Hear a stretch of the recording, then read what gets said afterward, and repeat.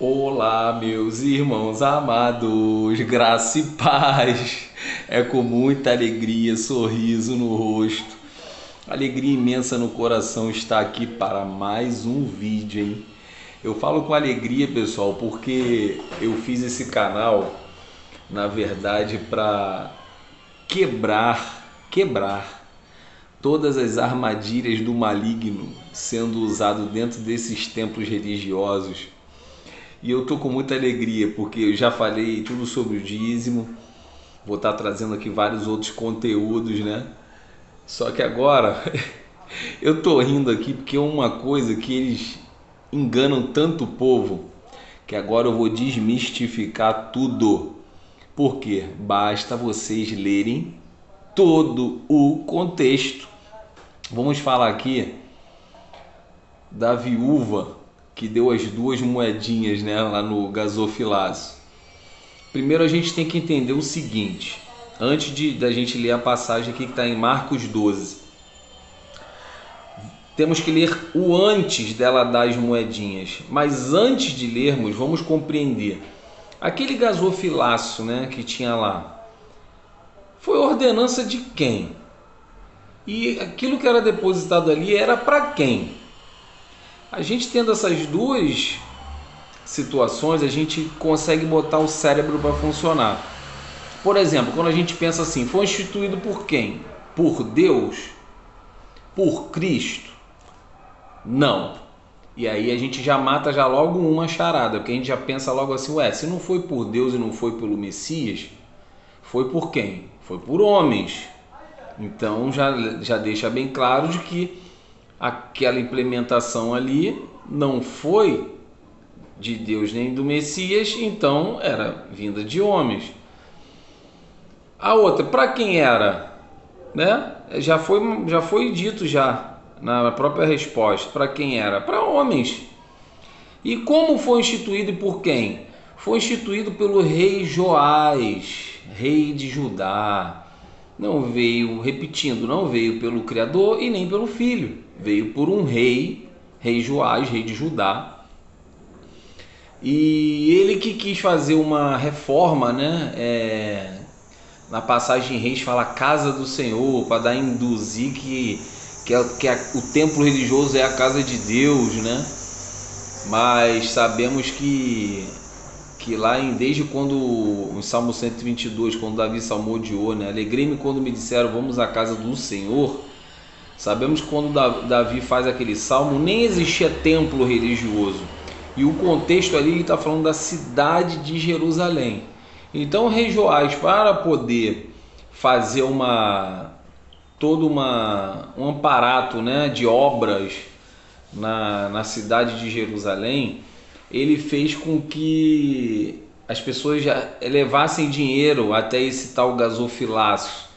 E aí eles mesmos, como sacerdotes lá, eles mesmos recolhiam aquele dinheiro lá para poder fazer até obras, vamos dizer assim. Só que isso virou um hábito, que eles viram que isso era fácil arrancar dinheiro do povo. E vieram, né, decorrer de anos e anos, e continuaram fazendo aquilo. A malignitude do homem, a ambição do dinheiro já desde muitos anos. Então aqueles líderes, aqueles sacerdotes lá, né, comandado pelo rei Joás, que também que é até assassino também, para vocês terem ideia se aqueles homens de fato são de Deus, hein? Rei Joás mandou matar até profeta, se não me engano, o profeta Zacarias. E aí depois ele mesmo teve uma condenação lá também, foi assassinado também. Então terrível, história terrível. Antigo Testamento, se a gente ficar trazendo aqui, dá nojo. Mas vamos lá, Novo Testamento também, o Messias foi crucificado, um homem inocente, veio trazer a verdade, assim como os discípulos e apóstolos que continuaram levando a verdade foram mortos também. Então, mas vamos ao que interessa. Então já captamos aí que a implementação lá daquelas ofertas foi implementado pelo rei Joás, rei de Judá, certo? Já matamos aí. Então eles vieram trazendo isso para anos e anos depois. No período de Cristo, que ainda continuava esse hábito, porque esses caras adoram a lã e a gordura das ovelhas, lembrando que a lei mosaica a lei mosaica, órfãos, viúvas, estrangeiros, eles não deveriam contribuir com nada em lugar nenhum, nem com dízimo, nem com nada. Pelo contrário, eles deveriam, na verdade, receber o dízimo que as tribos de Israel levavam até os levitas tinham que pegar e distribuir. Resumindo, eles não tinham ordenança nenhuma de dar. E aí a gente já capta já a mensagem da viúva. Então ela, como viúva, ela já estava ali naquele ambiente, achando que era um ambiente de Deus, quando na verdade o próprio Messias diz para a mulher samaritana: não, adoração ao Pai, vocês adoram tudo errado até hoje, não é em monte, não é em templo, quer dizer, não é em Jerusalém, não é em lugar físico nenhum. Só que as pessoas, como eram enganadas pelos líderes religiosos, assim como hoje, acreditavam que aquele ambiente ali podre, imundo, que faziam vários sacrifícios ali dentro, não tem como aquilo ser do Criador, né? O próprio profeta diz: o que vale é obedecer e não sacrificar. Então, se era local de sacrifício e também não era para ser local de adoração, porque o próprio Messias diz, né? Chegou a hora e é agora em que o Pai procura os verdadeiros adoradores. Quer dizer, aqueles lá eram falsos. Aquelas pessoas que iam para Jerusalém, que iam para sinagogas, que não iam para o templo, eram pessoas enganadas. Só que o templo, gente, depois a gente faz um estudo sobre o templo. Aquele templo lá, esqueçam, não tinham banquinhos virados para um altar e celebravam culto ou missa naquilo lá. Não, só quem entrava dentro daquele imundo templo eram os líderes religiosos, certo? Só eles que podiam entrar dentro daquele templo ali. Então vamos lá. Só que existia um pátio, né? Era o átrio do templo. Tudo em volta do templo era chamado templo, não somente lá dentro do templo. Então quando você vê assim na Bíblia, os apóstolos entrando no templo, Cristo entrando no templo, não é lá dentro do templo, é no átrio do templo. É como se você me convidasse para eu ir na sua casa, mas eu não entrasse na sua casa, eu ficasse no quintal da sua casa. Só que como referência eu falaria para as pessoas: ó, eu estava na casa do fulano, entendeu? Então todo aquele átrio do templo, ele é considerado o templo, ele era considerado um templo. Eu estou aqui falando toda uma história para vocês entenderem tudo do porquê que aquela viúva estava ali. Então aquele local ali em Jerusalém, aquele átrio do templo, é como se fosse tipo um shopping center hoje, vamos dizer assim. É onde o povo de Israel, o povo de Jerusalém, ele não tinha muito o que fazer, e aí iam para lá para conversar, para bater papo, né, para se divertir, e achavam principalmente que eram para adorar a Deus, sendo que a adoração ao Pai é em espírito, e as pessoas adoravam em físico, então totalmente errado, iam para lugares físicos. Por isso que quando tinham os convertidos, Cristo, os apóstolos e discípulos arrancavam as pessoas de dentro daquilo. Eles iam nas sinagogas lá para poder arrancar as pessoas. Eles iam naquele átrio lá e convertiam as pessoas para tirar as pessoas daquilo, não para manter as pessoas presas naquilo ali. É a tal liberdade que Cristo veio trazer, liberdade de entendimento. Quando o seu entendimento ele é desperto e você conhece a verdade, você nunca mais frequenta essas imundícies de lugares aí de engano. Então aonde tem engano, o Pai não habita. Mas aquele povo na época era enganado, assim como os de hoje, eles iam para o local. Então o que o Messias e os apóstolos faziam? Eles iam até esses locais para ver a tamanha maldade desses líderes. E agora nós vamos ler, vocês já conseguiram captar, né? O local, por que tinha... E o gasofilácio, vamos lá, o gasofilácio ele ficava ali nesse átrio do templo, onde as pessoas se reuniam, que para você poder entrar dentro das portas ali, se eu não me engano, acho que era dentro da Porta Formosa o nome.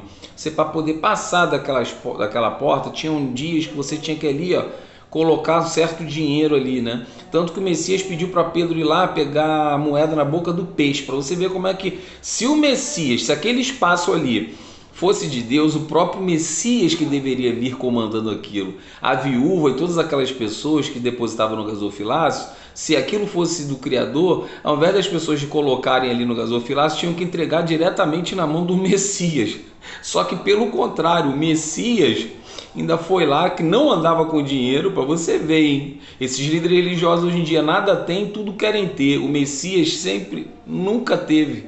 Ainda falou: o filho do homem não tem nem onde reclinar a cabeça. Mas os líderes religiosos são totalmente opostos. querem mais e mais mansões e casas de praia, helicópteros, já, quer dizer, o oposto, não vou nem falar mais isso que você já sabe, é o oposto do evangelho. Então, o Messias, que era o filho do Criador, se aquilo fosse do Criador, olha só, ele ainda teve que pagar, olha que ridículo que é, teve que pagar para entrar naquele maldito espaço ali, mas ele tinha uma missão, ele tinha que, através daquele espaço ali, mostrar para todas as pessoas o tamanho do engano que aquilo ali era. Então vamos lá, vocês vão entender. Antes da mulher da viúva da moedinha, abram aí em Marcos 12. Eu já estou aberto aqui em Marcos 12. Só que nós vamos ler, no versículo 41 começa a história dela dando a moedinha. Só que quando você volta e lê no versículo 38, você vai ver que Cristo não elogia o fato dessa história toda estar acontecendo ali, das pessoas estarem botando dinheiro, seja lá o que for, no gasofilaço. O Messias não apoia, mas a religião diz, lá, até a viúva deu, então temos que dar. Não, o Messias não apoia aquela situação, aquilo não é do Criador. Tanto que ele vira até para os sacerdotes, em outra passagem, e fala, dê a César o que é de César, a Deus o que é de Deus. Dê a César o quê? Dinheiro. Dinheiro. O Criador não quer isso, o Criador quer piedade, justiça, misericórdia, perdão, enfim, essas coisas que provêm do interior do ser humano, coisa espiritual, não é coisa física, gente. O próprio apóstolo Paulo diz, Deus não requer nada das mãos humanas, Atos 25, Atos 17, versículo 25, o Pai não requer nada das mãos humanas. Se ele não requer nada, então para que toda essa palhaçada que fazem até hoje? Porque na verdade eles estão seguindo as ordenanças que os assassinos de Cristo, que foram aqueles sacerdotes que recebiam aquela oferta, dízimo e tudo mais, eles que mataram Cristo. Então, eles estão reproduzindo hoje aquilo que aqueles assassinos de Cristo faziam. Então você aí está seguindo os homicidas. Segue os homicidas. Isso daí não tem como você fugir disso. Se você segue uma religião com liderança religiosa, você está seguindo os homicidas de Cristo. Não tem para onde você fugir, não tem como dizer que isso é mentira. As escrituras esfregam na cara de todo mundo isso. Mas vamos lá, Marcos 12, versículo 38. Analisem, ver se Cristo está elogiando. E ensinando-os dizia-lhes, guardai-vos dos escribas que gostam de andar com vestes compridas e das saudações das praças. Olha só, os escribas eram os sacerdotes da época, tá, gente? Olha aqui que o Messias fala, guardai-os, quer dizer, tenham cuidado com eles, olha isso, é elogio? Não, tá pedindo para ter cuidado. Preste atenção, que eles gostam de fazer o que? Saudações nas praças, usam veste comprida, como se fosse hoje um líder religioso que usa terno e gravata, gosta de ficar pegando um microfone com caixinha de som e falando mais alto para aparecer, para trazer pessoas para dentro da denominação dele. É basicamente isso. No 39, e gostam das primeiras cadeiras nas sinagogas, olha isso, e dos primeiros assentos nas ceias. Quer dizer, você vai dentro de um templo religioso, tudo que Cristo está condenando é o que eles fazem e dizem que é de Deus. Tudo que eles fazem, você vai dentro de uma denominação religiosa, lá em cima daquele tal maldito púlpito, altar lá que eles falam, que o altar é Cristo e não um local construído por homem dentro de um templo religioso. E aí eles botam aquelas cadeiras, o povo sentado na cadeirinha de plástico, eles lá em cima naquelas cadeiras de madeira, parece um trono. O líder religioso então parece estar sentado num trono, parece um rei ali. E o Messias não está elogiando, está condenando. Vamos lá, no 39, 12 e 39 de Marcos. E gostam das primeiras cadeiras nas sinagogas e dos primeiros assentos nas ceias. Quando tem dentro do templo religioso banquete lá, né, que as pessoas levam coisa para comer, as próprias pessoas babam tanto o ovo do líder religioso que elas mesmas as próprias pessoas já preparam um lugar melhor para o líder religioso e ainda servem eles, porque são tudo puxa-saco desses líderes religiosos. E eles adoram isso, porque eles adoram títulos, eles adoram que estejam tapetes vermelhos, eles adoram ser paparicados. Então vocês estão alimentando isso. E Cristo condena, tá? Vamos lá no 40. e que devoram, vou lá, olha, presta atenção, no 40, e que devoram a casa as casas das viúvas. E isso com pretexto de largas orações, estes receberão mais grave condenação. Irmãos, olha o alerta que o Messias faz. Eles devoram as casas das viúvas. Pela lei de Moisés, as viúvas tinham que receber e não dar. E eles extorquiam até as viúvas que eram para eles ajudarem, porque eles ainda estavam debaixo da lei mosaica, e elas tinham que ser ajudadas e não serem usurpadas. O que acontece hoje nos templos religiosos, pessoal? A mesma coisa. Aquelas pessoas que estão até passando fome, mas o líder religioso está lá. Se você não der, está roubando a Deus. E aí ele faz viagens para ilhas, come do bom do melhor, e aquele membro ali, porque o sacerdote botou, o líder religioso canalha, botou um fardo tão pesado nas costas dessa pessoa, coitada dela, que ela pensa que aquilo, que se ela não fizer, ela está desagradando a Deus. Para você ver como é que o povo é maravilhoso. O povo de dentro das denominações é um povo maravilhoso. Entendeu? O que eu quero aqui quebrar são paradigmas, quebrar as armadilhas do maligno que usam esses líderes religiosos, mas não as pessoas que ali frequentam. As pessoas são maravilhosas, estão sendo enganadas como eu fui enganado mais de 30 anos. Só que isso aqui, quando a gente se aprofunda, lê o contexto, a gente se liberta e o Espírito do Pai habita em nós e nos dá entendimento.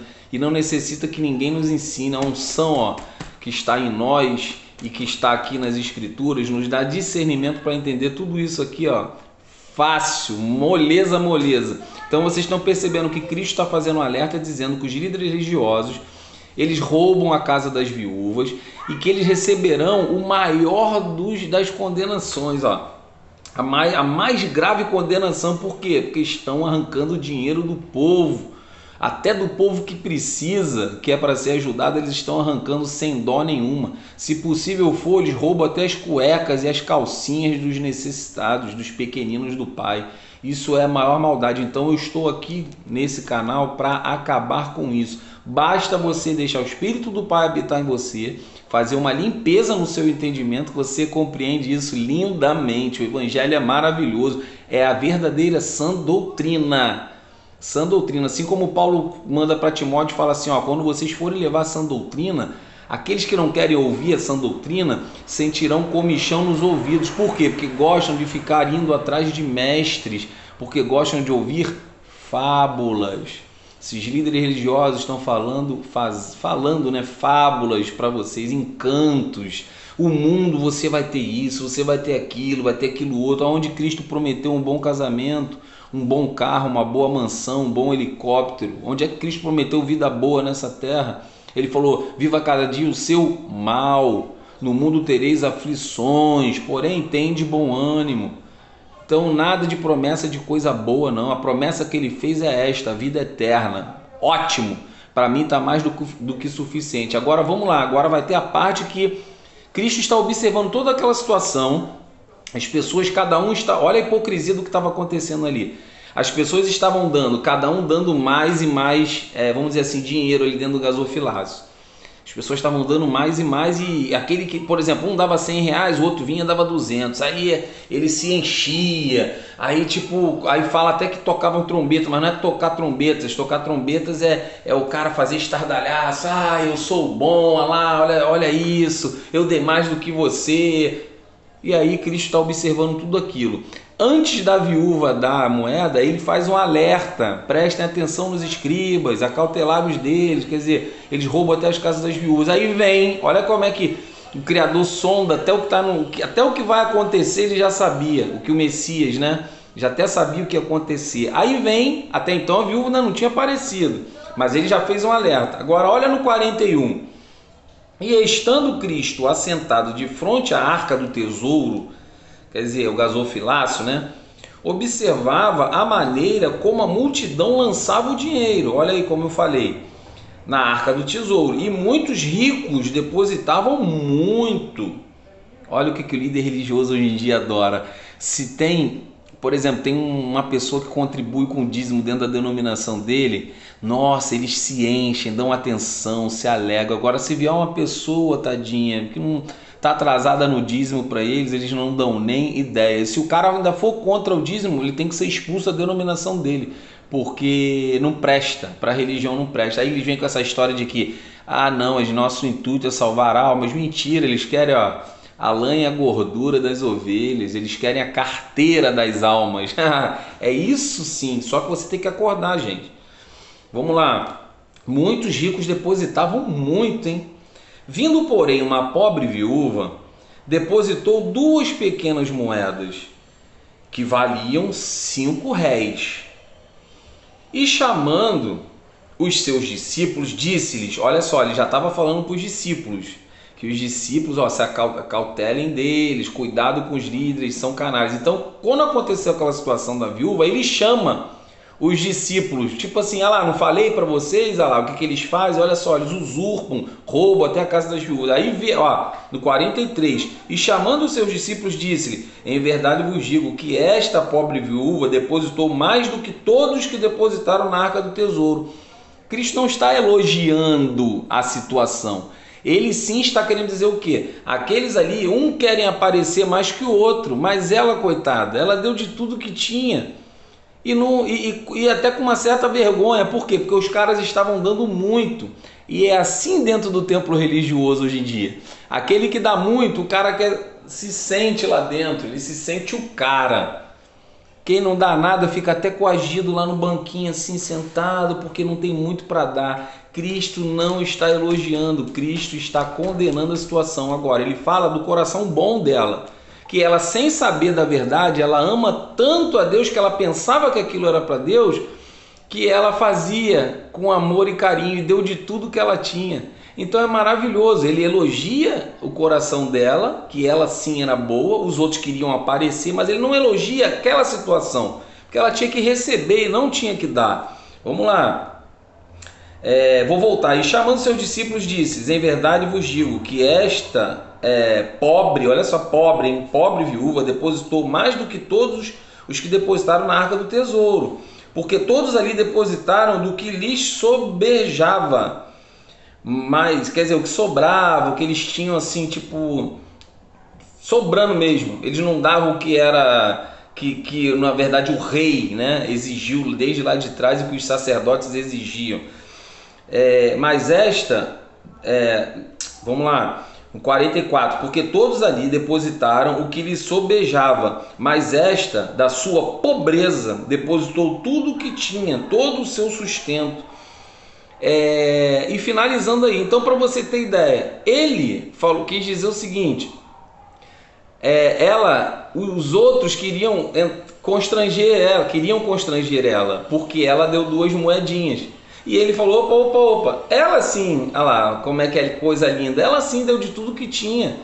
Mas por que ela, se era de Deus, por que ela não entregou na mão do mestre, do Messias? Por que os homens ricos também não entregaram na mão do Messias? Porque o evangelho não é isso que esses homens ensinam, de ter que entregar dinheiro na mão dos líderes religiosos, nem na mão de Cristo, na mão de profeta, de ninguém. O de graça recebeste, de graça dai, o evangelho é de graça. Onde é que está o de graça recebeste, de graça dai dentro das religiões? Onde é que está que Cristo é o único pastor e bispo das nossas almas? Aonde que está isso dentro das religiões? Cada denominação, um líder religioso, um pastorzinho chechelento desses aí, um padre, um papa. Cristo em Mateus 23 diz, não chamei ninguém de pai, pai somente um que está nos céus. Aí você vai lá e vê, a palavra papa em italiano é pai. Isso ele fala em assunto espiritual, tá, gente? Não chamei ninguém de pai. Denominação, umbanda, por exemplo, local espíritas, religião espírita. O pai não sei de que, o pai não sei que. Cristo é bem claro, não chamei ninguém de pai espiritual, pai somente um que está nos céus. E aí vem para os líderes religiosos agora. A palavra padre também, em espanhol, significa pai. Também é ser anticristo. As religiões todas são anticristo. E aí vem agora os pastores, né? O Messias fala, não os intitulem rabi, guias, que significa pastor, né? A saber, um só é vosso guia, o Cristo que vos fala. Ele fala para os homens não se intitular. E aí no versículo seguinte ele fala: e nem chameis ninguém de mestre, mestre somente um, o Cristo que vos fala.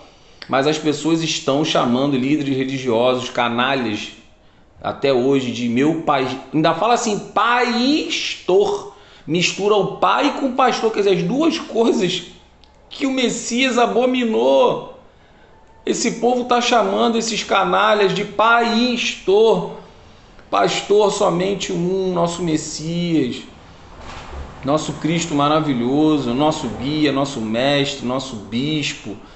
Ele é a porta, ele é a pedra angular, ele é a água viva, ele é o pão que caiu do céu, ele é tudo de mais maravilhoso da nossa vida.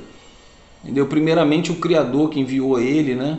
E aí a gente vê que, gente, leiam, se aprofundem nisso aqui, gente. Saiam da armadilha e da arapuca que a religião impõe em vocês. Saiam disso o mais rápido possível. Isso tudo que a gente está vivendo no mundo aí, ainda há tempo de você se despertar. Ainda há tempo.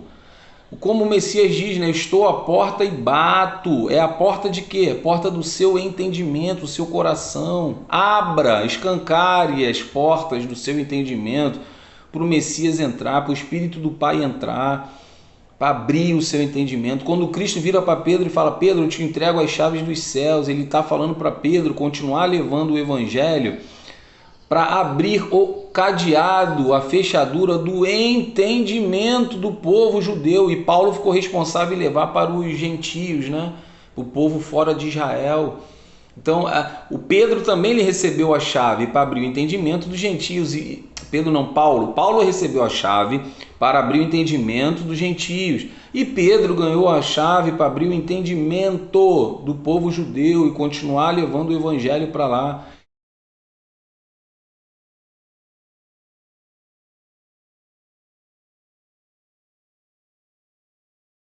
Pedro é o primeiro papa. Mentirosos, canalhas. Até porque a religião católica foi implementada no ano de 315 com Constantino, matando as pessoas. Depois em 1530 e pouco com João Calvino, matando as pessoas para implementar o protestantismo. Então, aonde você está frequentando, está batendo no peito e dizendo: eu sou católico, eu sou evangélico, você está batendo no peito com as mãos banhadas de sangue de pessoas inocentes que não quiseram seguir a denominação religiosa. É por isso que desde a época de Cristo e antes de Cristo os profetas eram mortos, os discípulos foram mortos, apóstolos foram mortos e nosso Messias foi morto pela religião. Religião mata fisicamente, mas mata principalmente espiritualmente. Essa é a pior morte, gente. Mas ainda há tempo, como Cristo diz: aquele que estiver morto, mas crer em mim, este viverás.